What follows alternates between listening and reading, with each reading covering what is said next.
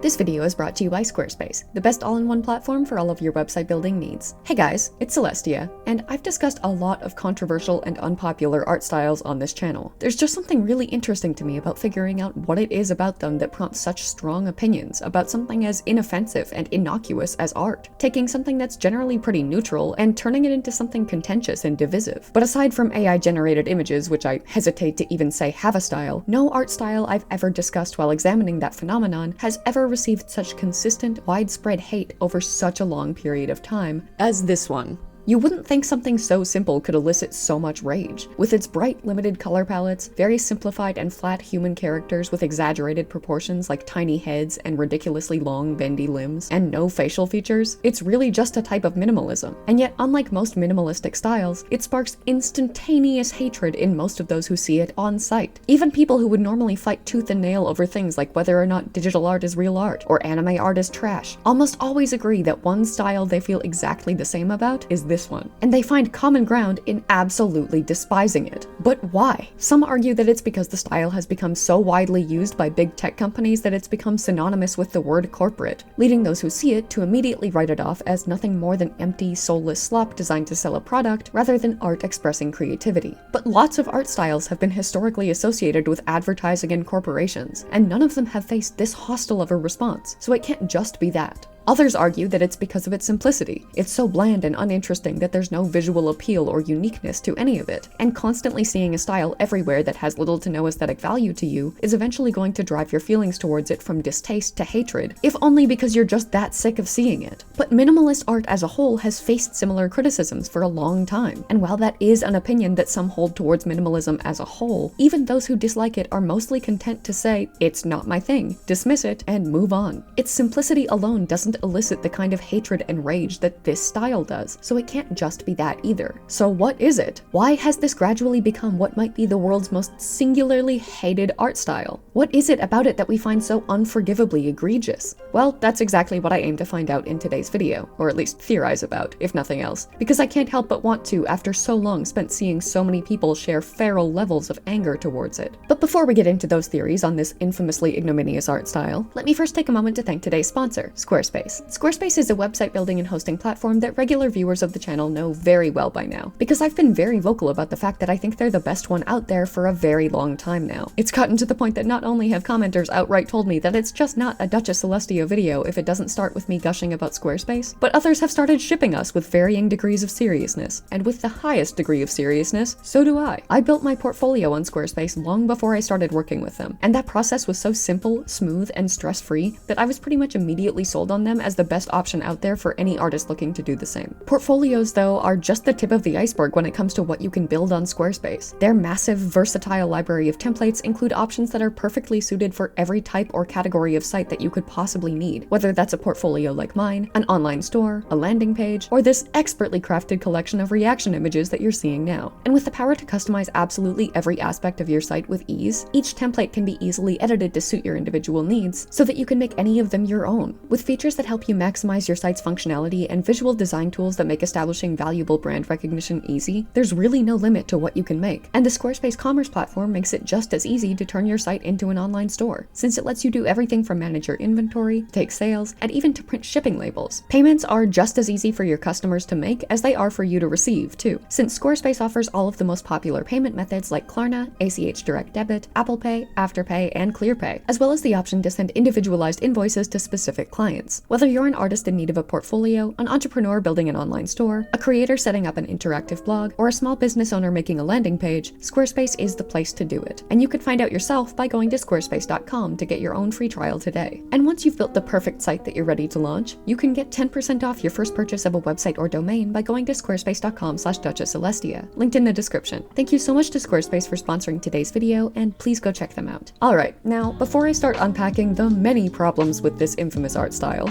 Let me first give you some quick background on what it is and how it came to exist. These tiny-headed, noodle-limbed monstrosities are examples of a style most commonly known as corporate Memphis, a name that was inspired by a 1980s design group called the Memphis Group that was known for featuring bright colors, simple patterns, and geometric shapes, taking inspiration from many styles, from Art Deco to pop art and even futurism. Even with a cursory glance, you can obviously see the Memphis influences on the style, many of which are actually quite popular and visually appealing. The problem is the other part of its title, corporate, because it's more than likely that that's the first word that pops into your head when you see it, and for good reason. This style has been so popularized in professional settings that companies and advertisers of all kinds favor it so heavily that it's their primary style of branding and advertising, something that you can see pretty much everywhere you look. But technically, as widespread as it is now, its roots are actually specifically in tech. Originally, when creating things like icons and logos for use in new technology, companies relied on skeuomorphism to make those designs recognizable. It's a design trend in which elements of a digital interface are designed to resemble their real-life counterparts, so that their functionality can be immediately recognized on a visual basis alone, like how a gear almost universally represents settings. An old but very well-known model of phone represents making phone calls. A trash bin is almost always where your deleted files go, and an antiquated but no less iconic Polaroid or disposable camera is what you press to either take or view photos. It was so important in the early days of new tech development because the devices that used them offered features that users had never seen before. Adjusting settings, deleting files, arranging contacts, and so on were things that people had never been able to do on one singular device before in the particular ways that they can now. And visually associating those features with their real-life equivalents helped those users understand their purpose more easily and smoothly. They might not have known yet how to make a phone call on a touchscreen phone without buttons, but the fact that the icon that you pressed to do so looked like a real phone made it easy for them to figure out. But as we gradually became more and more familiar with technology and its many functions, we also became less reliant on skeuomorphism to show us what those functions were. That amount of detail associating a digital feature with a real-life tool used to do the same thing was no longer necessary, and so we gradually moved away from that and onto flat design, spearheaded by companies like Apple and Google, who started shifting heavily away from skeuomorphism's detail and towards flat design's minimalism. Minimalism, in turn, gradually became one of the most popular and widely used styles by corporations, who followed their lead and utilized its clean, smooth, professional-looking aesthetic to communicate their own polish and professionalism. And the more people began to associate that simplistic flat design with big, successful tech companies, the more other companies wanted to use that style to give themselves similar legitimacy. And while that started with icons and logos, it gradually came to dominate commercial illustration as a whole, and thus, corporate Memphis was born. Buck, an American design agency, takes credit for popularizing the style in a corporate setting, when they were commissioned by Facebook to create a style guide and series of illustrations that they called Alegria, or Alegria, the Spanish word for joy. The stylistic elements that comprise it, however, are not unique to Buck, and while they popularized their use in big tech and eventually advertising as a whole, they didn't create it, despite the fact that their site suggests otherwise when it says, "There's many imitators, but there's only one Alegria." What did set them apart, however, was their deliberate choice to be non-representative. Unlike other styles in the corporate Memphis genre, Alegria is designed to be as non-representative as possible in every conceivable way.